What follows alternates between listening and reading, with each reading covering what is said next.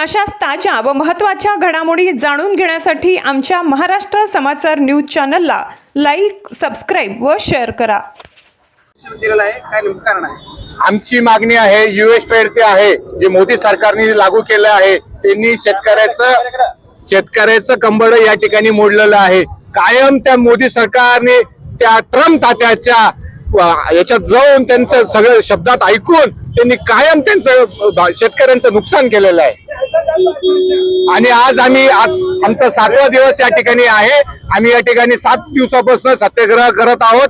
आज या ठिकाणी आम्ही आंदोलन करण्यात केलेलं आहे।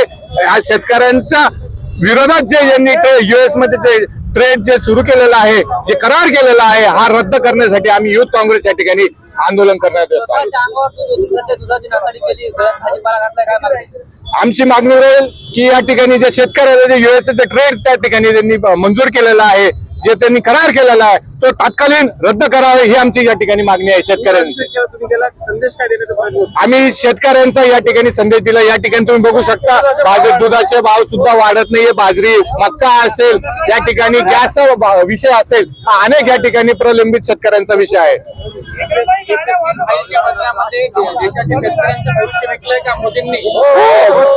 या ठिकाणी मोदी